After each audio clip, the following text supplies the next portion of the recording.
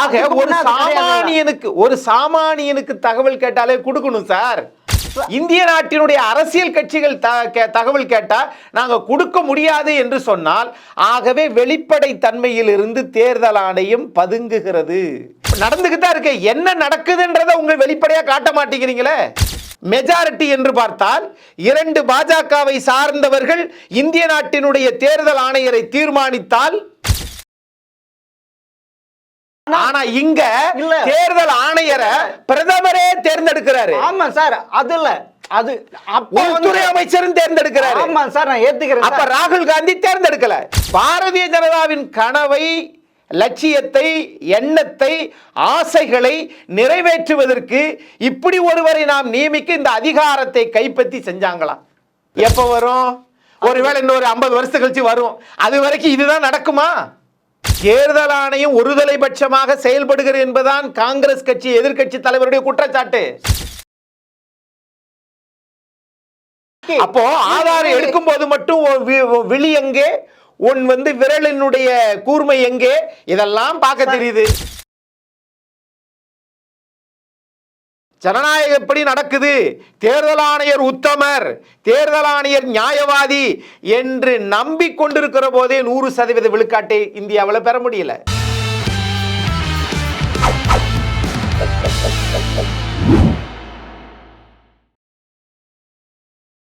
GeM TV நேயர்களுக்கு வணக்கம். அரசியல் ஆடுகள் பகுதியில் மூத்த வழக்கறிஞர் அக்னீஸ்வரர்களை சந்திப்பவர். வணக்கம் சார். வணக்கம் சார்.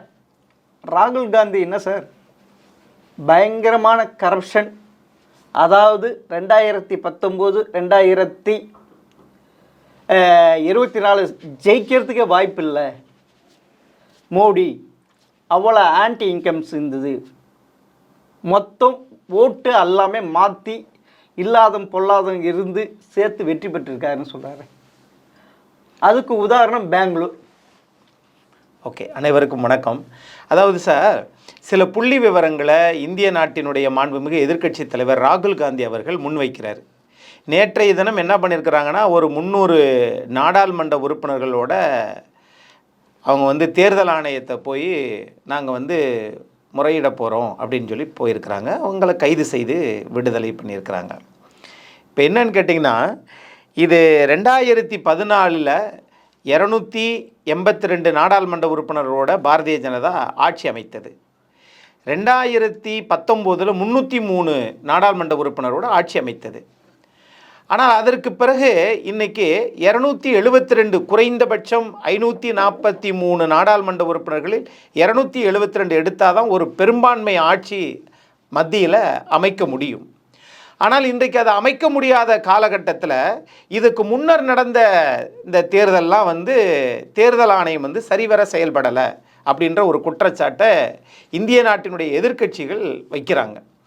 இது நம்பகத்தன்மையான ஒரு தேர்தல் ஆணையம், நடுநிலையாக செயல்படக்கூடிய சில அமைப்புகள் இது மாதிரி செயல்படுவது நாட்டிற்கு நல்லதா அப்படிங்கிறத எதிர்க்கட்சிகளும் விளக்கணும். அவ்வளோதான். சரி சார், உண்மையில் அவர் மெயினாக சொல்கிறது கர்நாடகாவில் பெங்களூர், மத்திய பெங்களூர் எம்பி தொகுதியில் குறிப்பிட்ட 6 தொகுதியில் 5 தொகுதியில் காங்கிரஸ் லீடிங்கில் இருக்குது. உபேதம்புரத்தில் மாத்திரம் 1 லட்சம் ஓட்டு பிஜேபி எடுத்து ஜெயிக்குது லீடிங்கின்ட்டு.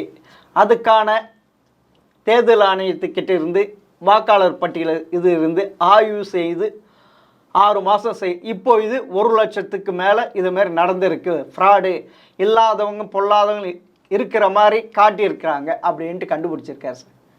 இப்போ அதுக்கு முன்னாடி பீகாரில் நடந்த தேர்தலில் ஏறத்தாழ 65 லட்சம் பேர் அவர்களுடைய பெயர் அங்கு நீக்கப்பட்டிருக்கிறது.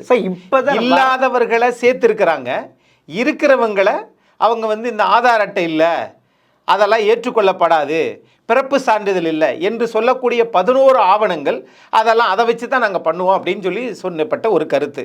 அது ஒரு புறம் இருக்கிற போது நீங்கள் சொல்லக்கூடிய இந்த இது நாங்கள் ஒரு 5-6 இதில் காங்கிரஸ் வெற்றி பெறக்கூடிய நிலையில் இருக்கக்கூடியவங்களே அங்கே இல்லாத நிலைக்கு அந்த நேம் லிஸ்ட்டில் அது இல்ல, வாக்காளர் பட்டியல்ல சரிபார்த்து நாங்கள் கொடுத்தது கூட அவர்கள் அதில் சேர்க்கல அப்படின்னு இருக்காங்க. அப்படின்னா இது ஒன்று. இன்னொன்று, அவங்க என்ன சொல்றாங்கன்னா, நீங்க அந்த தேர்தல் ஆணையத்தில் நீங்க அந்த வாக்காளர் சீட்டு வச்சிருப்பீங்கல்ல, அந்த பதிவு எண்கள், அதை எங்களுக்கு கொடுங்கன்னு கேட்டால், இல்லை நாங்கள் அழிச்சிட்டோம் அப்படின்னு சொன்னால், நீங்கள் கொடுக்கணும் அப்படிங்கிறது இந்திய அரசியலமைப்பு சட்டத்தில் அப்படி எங்கேயாவது இருக்கான்னு கேட்குறாங்க. இங்கே அரசியலமைப்பு சட்டம் சரத்து 324 படி ஒரு தேர்தல் ஆணையம், எதற்காக தேர்தல் ஆணையம் என்ற ஒன்றை நாம் வைத்திருக்கிறோம்? தேர்தல் நடத்தி நேர்மையாக, அதுக்கோசம் தான் அது அமைப்பு உருவாக்கி, அது ஒரு அட்டானமஸ் பாடி, தனி அதிகாரம் கொடுத்து வச்சுருக்கோம். அதுதான் அதனுடைய இது. தேர்தல் நடத்தி கொடுக்கணும், யார் ரிசல்ட்டு கொடுக்கணும், அதுதான் சார் அதனுடைய ஒர்க்கு. அதனுடைய வேலை, தேர்தல் ஆணையத்தினுடைய வேலையே 3 வேலை தான். ஒன்று, சட்டமன்ற, நாடாளுமன்ற, ஜனாதிபதி தேர்தலை நடத்துவது, அதனுடைய நடத்தி இன்னார் இன்னார் வெற்றி பெற்றார் என்று சொல்லுவது. 2, அதை மாவட்ட ஆட்சித்தலைவர் ஆர்ஓவாக இருந்து கொடுத்து அதை தேர்தல் ஆணையத்துக்கு அனுப்பிச்சு அதை நம்ம அந்தந்த மாநில முதல்வர்கள் அந்தந்த பெரும்பான்மையின் அடிப்படையில் வெற்றி பெறுவார். அது வேறு. 2, அரசியல் கட்சிகளுக்கு சின்னத்தை ஒதுக்குவது. இந்த கட்சிக்கு இந்த சின்னம், அந்த பைலாவின்படி அவங்க கோரினாங்கன்னா, எங்களுக்கு பொதுக்குழுவின் அடிப்படையில் எங்கள் உள்கட்சி விவகாரத்தில் இந்த உபவிதியின் அடிப்படையில் இந்த சின்னம் எங்களுக்கு அப்படின்னு கேட்டாங்கன்னா அந்த சின்னத்தை ஒதுக்கக்கூடிய பணி 2. 3வது, அந்த மாநில கட்சியோ அல்லது மத்திய கட்சியோ அவர்கள் வாங்கிய வாக்கு சதவீதம் எவ்வளவு என்கிற கணக்கீட்டை வைத்துக்கொண்டு அதை நாம் நிர்வகிப்பது. 4வது, இவங்களுக்கு கட்சியில், உள்கட்சியில், அந்த கட்சியில் செங்குத்தான பிளவு ஏற்பட்டால் சின்னத்தை யாரிடம் ஒப்படைப்பது. இதுதான், இந்த பணிகள் தான் தேர்தல் ஆணையத்தினுடைய பணிகள். ஆனால் நீங்கள் வச்சிருக்கக்கூடிய தகவல்களையே நாங்கள் தர முடியாது, அரசியல் கட்சிக்கு தர முடியாது அப்படின்னு சொல்லுவது அது ஏற்புக்கூடியதா, நியாயமா? சார் அதுதான் மாற்றிட்டாங்கல்ல. என்ன மாற்றிட்டாங்க?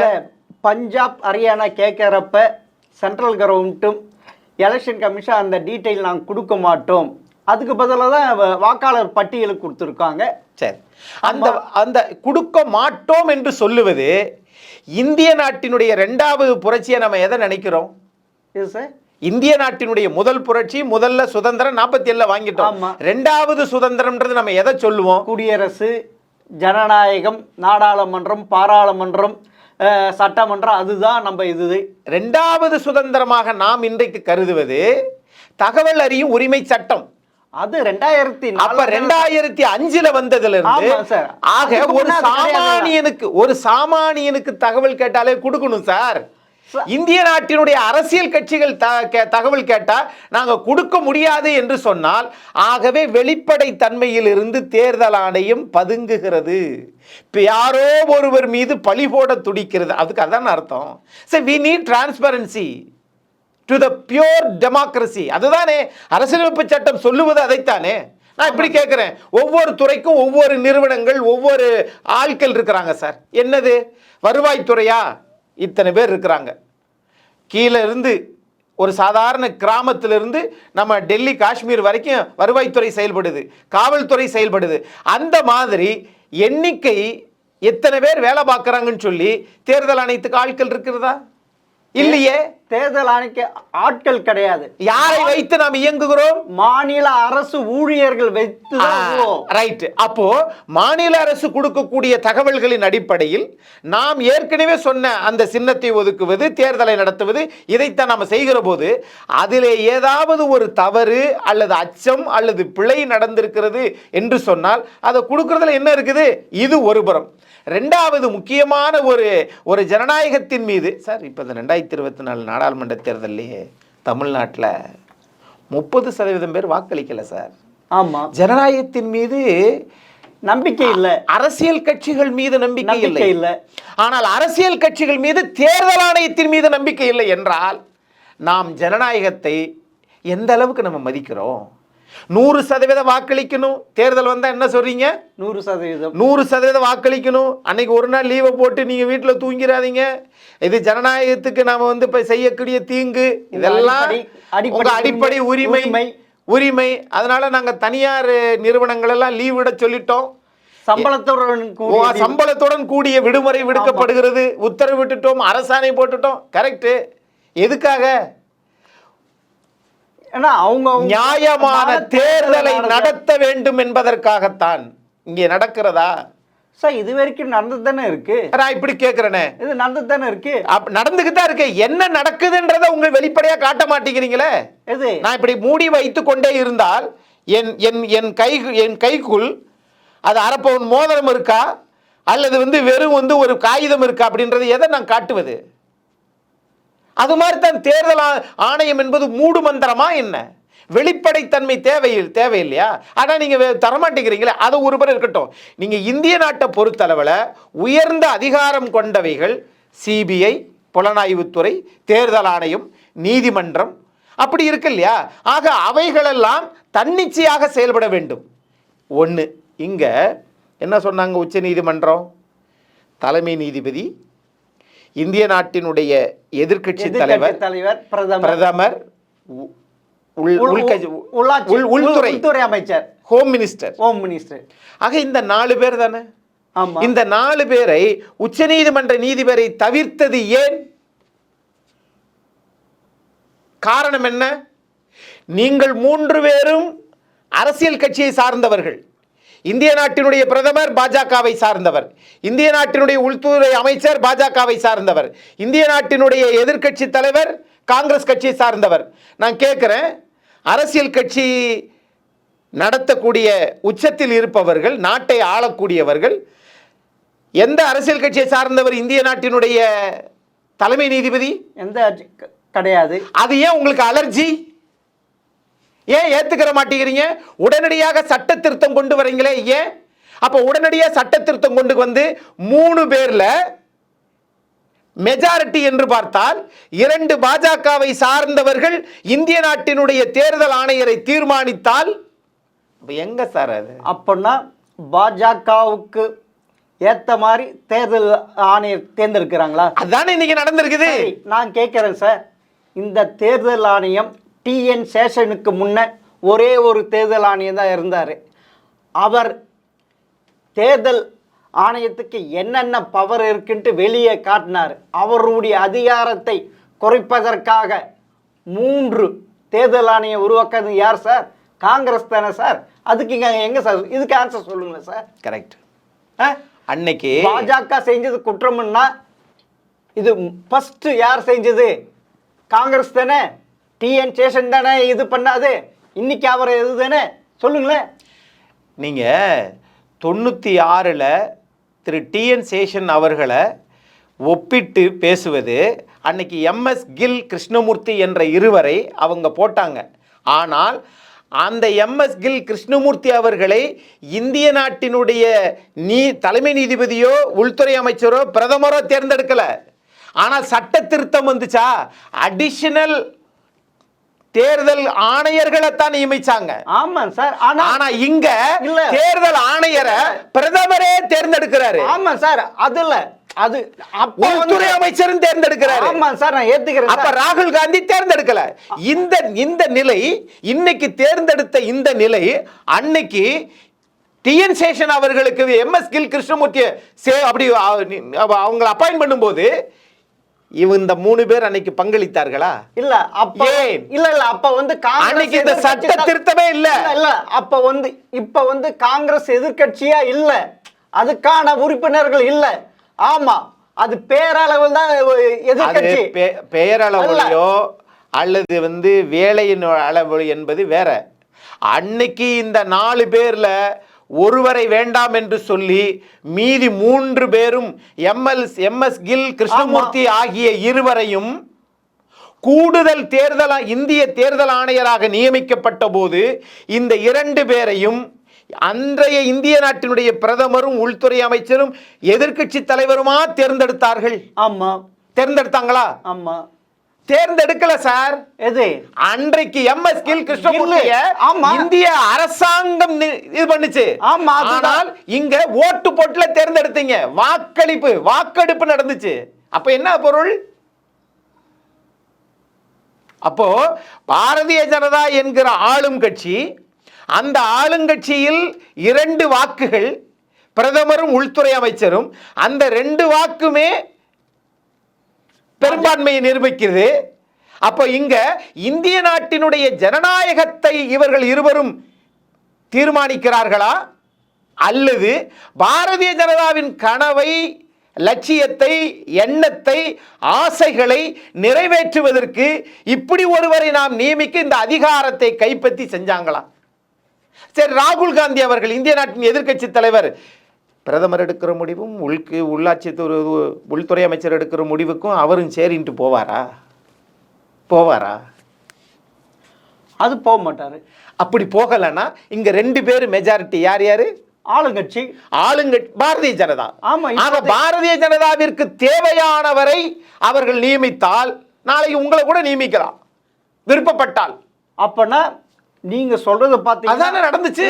தேர்தல் நான் கேட்பது இந்திய நாட்டினுடைய உயர்ந்த அதிகாரமிக்க உச்சநீதிமன்ற தலைமை நீதிபதியை நீங்கள் ஒதுக்கியது ஏன்? அதுதான் கேஸ் ஒன்றும் இருக்கே உச்ச நீதிமன்றத்தில். எப்ப வரும்? ஒருவேளை இன்னொரு 50 வருஷம் கழிச்சு வரும். அது வரைக்கும் இதுதான் நடக்குமா? நீங்க சொல்றத பார்த்தா இன்னும் ஜனநாயகமே இருக்காதுன்றீங்களா? பாஜக இந்த இப்படி போறதுனால இந்தியாவில் ஜனநாயகமே இருக்காதுன்றீங்களா? அதாவது தேர்தல் ஜனநாயகம் இருக்கா இல்லையான்றீங்களா? தேர்தல் ஆணையம் ஒருதலைபட்சமாக செயல்படுகிறது என்பதுதான் காங்கிரஸ் கட்சி எதிர்க்கட்சி தலைவருடைய குற்றச்சாட்டு. ஆனால் நாங்கள் ஒருதலைபட்சமாக இல்லை. ரைட்டா? சீதா பிராட்டிய சீதைய என்ன பண்ணாங்க? நீ நிரபராதி உத்தமி என்பதற்காக தீயில் நட என்று சொன்னார். நடந்தார்கள். அதை விடவா தேர்தல் ஆணையத்தின் நடுநிலை? இந்த பார் பிடிங்க. அப்படி நடக்கவே இல்லை.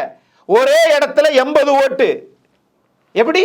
ஒரு 10க்கு 10 ரூம்ல இல்ல எப்படி இல்ல? அந்த வாக்காளர் பட்டியலை தயாரித்தது யார் சார்? அது ரெண்டாவது எனக்கு இல்ல. அது யார் வாக்காளர் பட்டியலை தயாரித்தது யாரு, கொடுத்தது யாரு? அது இல்ல. நான் கேக்குறேன், அவங்க கேக்குறது ஒரு கேள்வி. நீங்க வாக்காளர் பட்டியலை கொடுக்கறீங்கல்ல, அவங்க கேக்குறது அது அல்ல. ரொம்ப நுண்மையான கேள்வி. நீங்க அந்த டிஜிட்டல் ஃபார்மேட் நீங்க கொடுத்தீங்கல்ல, எத்தனை பேர் வாக்களித்தார்கள் என்னென்னது அப்படின்றத அதை கொடுங்கன்னா, இல்ல நாங்க அதை அழிச்சிட்டோம். ஏன்? ஆமா, ஏன் பயம்? இல்ல 3 மாசம் மேல ஆயிடுச்சு இல்ல இதை அதுக்காக. ஆமா, 3 மாசத்துக்குள்ளதான் நீங்க உங்களுக்கே தெரியும். அப்போ ஆமா, வெற்றி பெற்ற இது கேஸ் போட முடியும். அப்படி கிடையாது. அப்படி கிடையாது. நீங்க 2014 இருந்து இப்படித்தான் வருதோ? 2014 வரைக்கும் யாரு இந்த ஆட்சியில? யாரு வேணாலும் இருக்கட்டும். அப்பயே யாரு வேணாலும் இருக்கட்டும். ஆமா, அப்படித்தானே? அப்படித்தான் நீங்கள் குஜராத்திலும் வெற்றி பெற்றீர்களோ? வருமா இல்லையா? அப்பனா காங்கிரசும் வெற்றி பெற்றது. நீங்க அங்க போக வேணாம். இல்ல 2014க்கு முன்ன பீகார்ல இப்ப அண்மையில நடந்துச்சு 65 லட்சம் பேர் வாக்களிக்கல அப்படின்னு சொல்லி. ஏன் ஒதுக்குனீங்க? இன்னும் தேர்தல் நடக்கல. நான் கேக்குறேன், பீகார் ஒரு பின்தங்கிய மாநிலம். ஆமா, கல்வி அறிவு ரொம்ப ரொம்ப மிக குறைவான ஒரு மாநிலம். அந்த மாநிலத்து போய் பர்த் சர்டிபிகேட் கூட, டெத் சர்டிபிகேட் கூட, வாரிசு சர்டிபிகேட் கூட, ஆமாம் சார், ஆதார இதை சேர்க்க மாட்டோம். பிறகு எதுக்கு ஆதார் இல்லன்னு கட் பண்ணிட்டு போயிருங்கன்ற? அப்போ ஆதாரம் எடுக்கும் போது மட்டும் விழி எங்கே, உன் விரலினுடைய கூர்மை எங்கே, இதெல்லாம் பார்க்க தெரியுது. ஏன் தேர்தல் ஆணையத்தை மட்டும் சேர்க்க மாட்டேங்கிறீங்க? இது எதுக்கு கொண்டு வந்தாங்க? வெளிநாட்டவர் இங்க இந்தியனாய் ஓட்டு போடுறாங்க. அந்த நிலைமைக்கு தானே பங்களாதேஷ். உள்நாட்டிலேயே ஓட்டு போட விட மாட்டேங்கிறீங்க. பங்களாதேஷுக்கு போயிட்டீங்க, இலங்கைக்கு போயிட்டீங்க. அதுக்கு தானே வெஸ்ட் பெங்கால். உள்நாட்டுல பாருங்க, என் நாட்டு பிரஜை குடிமகன் இந்த நாட்டில் அவன் வாக்களிக்க முடியவில்லை, அவன் எல்லா பத்திரத்தையும் ஆவணத்தையும் கொடுத்ததுக்கு பிறகும் இல்லை அதில் பேர் இல்லைங்க, இதெல்லாம் நாங்கள் நீக்கிட்டோம். அதிலும் குறிப்பாக அவர்களுக்கு எதிர்ப்பு யாரெல்லாம் இருப்பார்களோ அவர்களெல்லாம் நீக்கினார்கள் என்பது எதிர்க்கட்சியினுடைய குற்றச்சாட்டா இருக்குது. இப்ப வரைவு வாக்காளர் பட்டியல் தான் வச்சிருக்காங்க. இன்னும் இறுதி செய்யல, அப்படியே நீக்கப்பட்டவங்க போய் சொல்ல வேண்டியதானே, இது வரைக்கும் யார் வந்திருக்காங்க, நீங்க அதை காட்ட வேண்டியதானே. இல்ல இதுதாங்க இல்ல எதிர்க்கட்சியாக இருக்கிறது. நீங்க தான் டிஜிட்டல் இந்தியா, இல்ல ஒரே நாடு, ஒரே தேர்தல், ஒரே தலைவன். என்னங்க இது சிஸ்டம்? இந்தியா பன்முகை தன்மை கொண்ட நாடு. இங்க பல்வேறு மதங்கள், பல்வேறு ஜாதிகள், பல்வேறு அரசியல் கட்சிகள், பல்வேறு மாநில கட்சிகள், பல்வேறு தேசிய கட்சிகள் எல்லாம் இருக்கிற இந்த நாட்டுல எல்லாம் ஒரே. அப்போ ஒரு நேரம் சாப்பிட்டா போதுமா? அப்படின்னா இப்படி வச்சுக்கிருவோம். ஒரே கோயில், அந்த கோயில் யாருமே இல்லை, எல்லோரும் உள்ளே போங்கள், விடுவீங்களா? ஒரே சுடுகாடு, எல்லாரையும் அங்கே அடக்கம் செய்வோம், ஒத்துக்கிறீங்களா? ஆக வீதிக்கு வெளியிலே வந்தால் வர்ணாசிரம் பேசுகிற நீங்கள் அரசியலமைப்பு சட்டத்துக்குள் போகிற போது இல்ல நாங்க ஒரே நாடு, ஒரே தலைவன், ஒரே கட்சி என்றால் இந்தியா ஜனநாயகத்தை குழி தோண்டி புதைப்பதில் ஏன் இவ்வளவு ஆசை? சார் நான் கேட்கிறேன் சார், திருப்பியும் கேட்கிறேன். பீகார்ல 65 லட்சம் பேர் நீக்கிட்டாங்கல்ல. ஆமா. இது வரைக்கும் எதிர்க்கட்சி ஏதாவது நடவடிக்கை எடுத்து, இது வரைவு வாக்காளர் பட்டியல் தானே, இறுதி வாக்காளர் பட்டியல் இல்லை. அக்டோபர் நவம்பரில் தான் சட்டமன்ற தேர்தல் நடக்க போகுது. அப்படி இருக்கப்ப நீ கொண்டு போய் காட்டுங்க, யார் வேணான்னது, அதுக்கும் வாய்ப்பு இருக்குது இல்லை. இது வரைக்கும் எதிர்கட்சி ஏதாவது பண்ணாரா? அங்க பண்ணாரா? இந்த மாதிரி உயிரோடு இருக்கிற இவர் வாக்காளர் நீக்கிட்டாங்க, அவருக்கான ஆதாரங்கள் போய் காட்டுங்க எலெக்ஷன் கமிஷன் கிட்ட.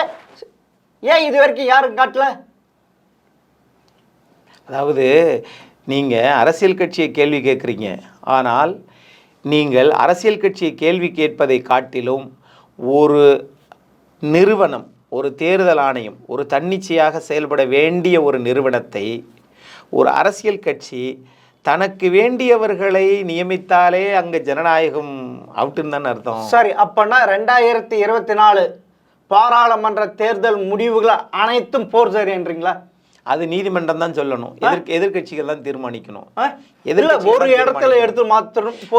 இப்படி சொல்லுமே, ஒரு இடத்துல இப்படி சொல்லுமே, அதை இப்படி சொல்லுமே, ஜனநாயகத்தை குழி தோண்டி. ஆமா, அப்படி குழி தோண்டி புதைச்சிருக்கீங்கன்றதுக்கு ஆதாரம் தான் இந்திய நாட்டின் தலைமை நீதிபதியை ஏன் நீங்க ஒதுக்குனீங்க?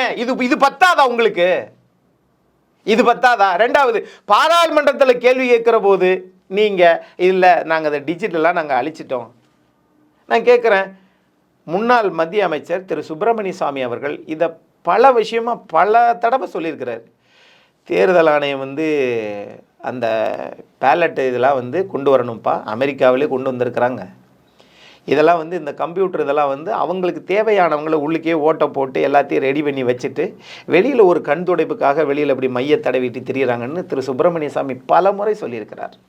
ஆனால் அது இன்றைக்குத்தான் எதிர்க்கட்சி தலைவர் திரு ராகுல் காந்தி உணர்ந்து இந்த நாட்டுக்காக செய்த ஒரு நல்ல விஷயமாக இன்றைக்கு மக்கள் பார்க்குறாங்க. உண்மை அதுதானே? ஏன் பயந்து ஓடி ஒளிகின்றீர்கள்? தேர்தல் ஆணையம் ஏன் பயப்படுகிறது? அதே ராகுல் காந்தி என்ன தெரியுமா சொல்லியிருக்காரு? 30 தொகுதிகளில் நாங்கள் வெற்றி பெற வேண்டியது, பாஜக இப்படி செய்து வெற்றி பெற்று 240. அந்த 30 தொகுதியில் லீடிங் கம்மியா இருக்குதுல்ல, அதில் இதே மாதிரி எடுத்து செஞ்சிருக்கலாமே, செஞ்சு ப்ரூவ் பண்ணியிருக்கலாமே. நீங்க சார் அப்படி கிடையாது. காஸ் அண்ட் எஃபெக்ட் ரெண்டு இருக்கு சார். அப்படி கிடையாது சார். காரணம், அந்த காரணத்திற்கு பின் விளைவுகள் இருக்குது. காஸ் அண்ட் எஃபெக்ட்னு சொல்லுவாங்க. என்ன காரண காரியம், அது காரியம் நடந்த காரணத்தினால் இது பின்விளைவு அப்படின்னு இருக்குது. ஆகவே நீங்கள் உங்களுக்கு தேவையான தேர்தல் ஆணையரை நீங்கள் பெரும்பான்மை என்று சொல்லி நிரூபித்ததுக்கு பிறகு 1000 பிரச்சனைகள் வரத்தான் செய்யும். அதை ஏன் நிரூபிக்கலன்னா காலங்கள் தான் தீர்மானிக்கும். தேர்தல் ஆணையத்தை விட்டுருங்க. அதுதான் சொல்றேன். நீங்க இந்தியாவுல எல்லாரும் தேர்தலை ஜனநாயகம் எப்படி நடக்குது, தேர்தல் ஆணையர் உத்தமர், தேர்தல் ஆணையர் நியாயவாதி என்று நம்பிக்கொண்டிருக்கிற போதே 100% விழுக்காட்டை இந்தியாவில் பெற முடியல. ஆமா சார், இப்ப இன்னும் குறையும். இது இந்தியாவிற்கு அவமானம். ஆனால் உலகத்தை நாம் வழிநடத்துகிறோம் என்று சொல்லுவது வட்டிகட்டுன பொய். உள்நாட்டிலேயே விலை போகாத மாடி வெளிநாட்டுக்கு எப்படி போகும்? நீங்க சொல்றது ஒரே ஒரு தொகுதி வச்சுட்டு 2024 நடைபெற்ற பாராளுமன்ற தேர்தலில் போர்ஜரி ஒரு தொகுதி அல்ல, மகாராஷ்டிராவில் இது நடந்திருக்குது, கர்நாடகாவில் நடந்திருக்குது, பீகார்ல 65 லட்சம் பேர் வந்து நீங்க இது பண்ணிருக்கீங்க. இருக்கிறவங்க செத்து போனாங்கன்னு சொல்றீங்க, செத்து போனவங்கள உயிரோட இருக்கிறான்னு சொல்லுது. அப்ப தேர்தல் ஆணையத்துடைய வேலை என்ன? உடனே மாநில அரசுன்றீங்க. அப்ப மாநில அரசா தேர்தல் ஆணையரை தீர்மானித்தது? இது மாநில அரசு இருக்கு. நான் கேக்குறேன், மாநில அரசா தேர்தல் ஆணையரை தீர்மானிச்சு? சார் வெரிஃபிகேஷன் சார், சரிபார்க்கிற பணிதான் சார் தேர்தல் ஆணையத்துக்கு வேலை. அந்த வெரிஃபிகேஷன் பண்ணாம இருக்கிற போது உங்களுக்கு தேவையான ஆளுகளையா போட்டுக்கிட்டா அப்ப பாராளுமன்றத்தில் வெற்றி பெற்றவர்களே அவர்கள் உண்மையா தான் ஜெயிச்சாங்களா? நீங்க சொல்றது பார்த்தா இது வந்து உலகத்துக்கு அசிங்கமாயிடுச்சு. அசிங்கம் தான் இந்தியாவுக்கு அசிங்கம் தான். அப்படிதானே இருக்கு. அதாவது மக்கள் இல்லா மக்களாட்சி, மக்கள் தான் ஓட்டு போட்டு அத வந்து வெற்றி பெற்றவர்களை வச்சு ஆட்சி அமைப்பாங்க. ஒரு மக்கள் இல்லா மக்களாட்சி, திருப்பி சொல்றேன் சார், மக்களே இல்லை, தேர்தல் ஆணையம் மிஷினால் தீர்மானிக்கப்படுகிறது. எங்க போய் பாராளுமன்ற தேர்தல் முடிவு வச்சு அங்க ஆராய்ஞ்சு அதை வச்சு இல்ல. நான் இப்படி சொல்றேன், உத்தரப்பிரதேசத்துல பல்பூர் தொகுதியில நேரு ஜெயிச்ச தொகுதி, பன்னெடுங்காலமாக இருந்து வெற்றி பெற்ற தொகுதி. அதுல தொடர்ந்து உத்தரப்பிரதேசத்துல 10 இதுல வந்து பல தேர்தல் இடைத்தேர்தலை மட்டும் பாரதிய ஜனதா தோற்கிறது. எப்படி? ஆனால் பொது தேர்தலில் வெற்றி வருகிறது. எப்படி? அங்க கூட்டம் கம்மியா இருக்கும் இடைத்தேர்தல்ல. அப்படியா? அப்படின்னு இன்னொன்னு சொல்றாரு இதே ராகுல் காந்தி. 2024 பாராளுமன்ற தேர்தல் மகாராஷ்டிராவில் நாங்கள் அதிகமாக வெற்றி பெற்றோம். ஆனால் 6 மாசம் கழிச்சு நடந்த சட்டமன்ற தேர்தல் நாங்கள் தோத்துட்டோம் 70 லட்சம் அப்படின்ட்டு. அப்பனா அதுவும் இதுவா? ஒரு அரசியல் கட்சி விமர்சனத்தை வைப்பது வேற. நீங்க ஒரு நடுநிலை ஆணையம் அது நடுநிலையா இருக்கதா, இது நாட்டுக்கு கெடுநிலையா இருக்கா? இல்ல நீங்க ஒரேடியா இந்திய ஜனநாயகத்தையே நான் கேட்கிறேன் 543 நாடாளுமன்ற உறுப்பினர்கள் 300 பேர் நாடாளுமன்ற உறுப்பினர்கள் தேர்தல் ஆணையத்தை நோக்கி வந்து போராடுறாங்க, போய் வந்து நடைபயணம் போறாங்க, அவங்கள கைது செய்யறீங்கன்னா இதை விட ஜனநாயகத்துல கேடு வேற என்ன இருக்குன்னு சொல்லுங்க. இல்ல இவ்வளவு இப்படி விட்டுருங்க. இந்திய நாட்டுல சரி தேர்தல் ஆணையம் அதை விட்டுருவோம். சுதந்திர இந்தியாவில் என்றைக்காவது உச்ச நீதிமன்றத்தின் நீதிபதிகள் 5 பேர் வீதிக்கு வந்து பேட்டி கொடுத்தது உண்டா? இல்ல. யாருடைய ஆட்சியில்? உங்கள் ஆட்சியில் தானே, பாஜக ஆட்சியில தான். அப்போ உச்ச நீதிமன்றம் எவ்வளவு அதிகாரம் மிக்க வருது ஒன்றோ, அவர்களே இவ்வளவு பிரச்சனைகள் இருக்கிறது என்று வெளியில வந்து அவங்க பேசுறாங்க. தேர்தல் ஆணையம் ஒரு முறை இந்திய நாட்டினுடைய 300 நாடாளுமன்ற உறுப்பினர்கள் போய் அவங்களை என்ன பண்ணாங்க, போராட்டம் பண்றாங்க அப்படின்னா அப்ப நமக்கு என்ன இருக்குது? நம்ம எல்லாத்தையும் ஒவ்வொன்னா வந்து காங்கிரஸ் செய்ததைத்தான் பாஜக செய்கிறது, அது வேற. காங்கிரஸ் என்ன செய்தது? மரம் இருக்கிறது என்றால் மரத்தின் கிளைகளைத்தான் வெட்டியது. ஆனால் பாரதிய ஜனதா என்கிற ஒரு அசுர பலமான ஒரு கட்சி இந்த மரம் இருந்தால் தானே நமக்கு பிரச்சனை என்று வேரையே அறுக்கிறது அல்லது வேரில் வெந்நீரை ஊற்றுகிறது. நாம் ஜனநாயகத்தை பற்றி பேசிட்டு இருக்கோம். அப்போ சரி சார், நீங்கள் சொல்கிற பிறகு பார்த்தா ஏன் 2014 282, 2019 303, 2024 240 அப்படின்னா நீங்கள் சொல்கிறபடி இருந்தால் அவங்க 400 தொகுதிகள் வெற்றி பெறுவோன்ட்டு சொல்லி அந்த 400 செஞ்சிருக்கலாமே, ஏன் செய்ய முடியல? அப்பத்தானே உச்சநீதிமன்ற பிரச்சனை வழக்கு நிறுவலையில் இருக்கு. அதை பேம்ப்ளெட் பேட்டரை மாற்றணும், அதை வந்து நீதிமன்றத்தில் வழக்கு இருக்குன்றது இப்பத்தானே வழக்கு இருக்கு, முன்னாடி இல்லையே. மக்கள் உங்களை நம்பினார்கள், ஆனால் நம்பிக்கைக்குரிய அளவிற்கு உங்கள் செயல்பாடு இல்லை என்பதை தான் வெளிப்படையாக அது காட்டுது. ஆகவே மக்கள் நம்ப தயாராக இல்லை. குறிப்பாக தமிழ்நாடு, கேரளம், ஆந்திரா இவங்கெல்லாம் உங்களை நம்ப தயாராக இல்லை. இப்போ இதே தமிழ்நாடு எடுத்துக்கணும், 2019 2024 2 வாட்டி டிஎம்கே ஜெயிச்சிருக்கே. அப்படின்னா இது எப்படி? எது? பாராளுமன்ற தேர்தலில் 2019 39 தொகுதி, 2024 40 தொகுதி. தமிழ்நாட்டில் ஏன் ஜெயிச்சிங்க? கோவாவில் வந்து ஏன் தோத்தீங்க, இது கேள்வி அல்ல. எதிர்க்கட்சி தலைவர் இந்தியா முழுவதும் இப்படி நடக்கிறதுன்றத ஆதாரத்தை வச்சு தான், அது நீங்க கொடுத்ததை வச்சு பட்டி பட்டியா கொடுத்தீங்களே, அதை படிச்சு பார்த்து கண்டுபிடிச்சு தான் கேள்வி ஆதாரத்தோட வைக்கிறாங்க. இது ஏன் தமிழ்நாடு ஜெயிச்சிச்சு, ஏன் அங்க ஜெயிச்சு, அது முக்கியம் இல்ல. நீங்க நான் இப்படி கேட்கிறேன், தேர்தல் ஆணையரை ஏன் நீங்களா ஒருத்தர் தீர்மானிக்கிறீங்க உங்களுக்கு சாதகமானவரா? அப்பட சாதகமா இருந்தா நீங்க சொல்ற அதான நடக்குது. 277 அந்த மார்ஜின் எடுத்துட்டு போயிடுவாங்களே, அது ஏன் எடுக்க முடியல? ஏன் உங்களால எடுக்க முடியல?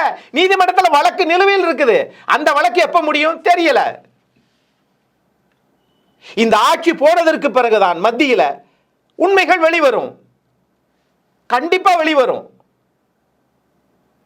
நீங்க சொல்றது திருப்பி சொல்றேன், ஒரே ஒரு தொகுதி வச்சு, ஒரு தொகுதி வச்சு இல்ல, அதுதான் நீங்க தப்பு பண்றீங்க சார். மகாராஷ்டிரா, கர்நாடகா, பீகார், இதெல்லாம் வந்து 3 மாநிலங்கள். இது மாதிரி நிறைய இருக்குது. காஷ்மீர்ல என்ன நடந்துச்சு? சரி, அது இருக்கட்டும். இப்ப வந்து இங்க நடந்துச்சு இல்லையா, சண்டிகர்ல என்ன நடந்துச்சு? ஜெயித்தவரை தோத்தவர் என்று அறிவிச்சீங்களே, எப்படி? இதுதான் தேர்தல் ஆணையத்தினுடைய இந்த தவறான நடவடிக்கை. ஏற்க மாட்டாங்க. அது முனிசிபாலிட்டி எலெக்ஷன், தேர்தல். இதுக்கு தேர்தல் ஆணையத்துக்கு அதுக்கு இல்ல, அது அது அது அது அது தேர்தல் தானே. அந்த பாஜக காரர் வெற்றி பெற்றார். எது? ஆமா. அப்படி எப்படி? அப்புறம் ஆபீசர் தேர்தல் ஆணையர் சொல்றது தானே அங்கேயும் செய்வீங்க. அது மாநில தேர்தல் ஆணையம். யார? சரி, மாநில தேர்தல் ஆணையம் நடத்தல. அந்த மாநிலத்தில் யார் ஆட்சி? யாரு? எது? ஹரியானாலயா? பிஜேபி. அப்ப முடிஞ்சு போச்சு. அதைத்தான் நானும் கேட்கிறேன். அப்ப நீங்க எங்கெல்லாம் இருக்கிறீர்களோ அங்கெல்லாம் உங்கள் அதிகார வலையை அதிகப்படுத்தி அதுல வெற்றி பெறீங்க, அவ்வளவுதான். நீங்க ஜெயிச்சு உண்மையை சொல்லி இதை காட்டி, ஆதாரத்தை காட்டி, இதோ பாருங்கள் நாங்கள் இவ்வளவு செய்திருக்கிறோம், இதனால் இந்த நாட்டின் பொருளாதாரம், வேலை வாய்ப்பு, வளர்ச்சி, உணவுப் பொருள் உற்பத்தி, சட்டம் ஒழுங்கு, இதெல்லாம் சொல்லியே வர்றீங்க இல்லையே.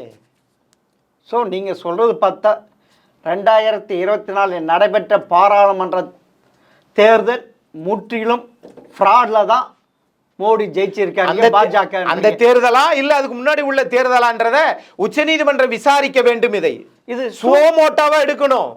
இவ்வளவு பிரச்சனை வந்துச்சே, ஒரு 300 நாடாளுமன்ற உறுப்பினர்கள் வீதிக்கு வந்து போராடுறாங்கன்னா இது ஜனநாயகத்துக்கு அசிங்கம் இல்லையா, அவமானம் இல்லையா? எடுப்பாங்களா? இதுக்கு வந்து மணிப்பூர் பத்தி எரிஞ்ச போதே போகவில்லை இந்திய நாட்டின் பிரதமர். இதையெல்லாம் அவர்கள் எப்படி அப்படியே பூசி மழுப்புவார்கள் இல்லையா? நான் உச்சநீதி எடுக்க வேண்டும். எடுத்தால் இதுக்கு ஒரு தீர்வு கிடைக்கும், கண்டிப்பாக கிடைக்க வேண்டும். இந்திய நாட்டினுடைய ஜனநாயகம் வந்து ஒரு கட்சிக்கு சொந்தமானதில்ல. காங்கிரஸ் கட்சி இதே தப்பசா செஞ்சிச்சு. இந்தியாவே எங்கள் அடிமை நாடு, இந்தியாவில் மாநிலங்கள் எல்லாம் எங்களுக்கு கட்டுப்பட்டவை என்று இல்லை. இன்னைக்கு காங்கிரஸ் படாத பாடுபட்டுக்கிட்டு இருக்கு. அதே சர்வாதிகாரத்தை தான் பாரதிய ஜனதாவும் செய்கிறது. அரசு இயந்திரங்களை வச்சு, அமலாக்கத்துறையை வச்சு, சிபிஐயை வைத்து, தேர்தல் ஆணையத்தை வைத்து. என்ன இது? ஸோ நீங்கள் சொல்கிறத பார்த்தா இது உலகத்துக்கே அவமானமாக ஏற்படுத்தி இருக்குது பாஜகன்றீங்க. தேர்தல் ஆணையம்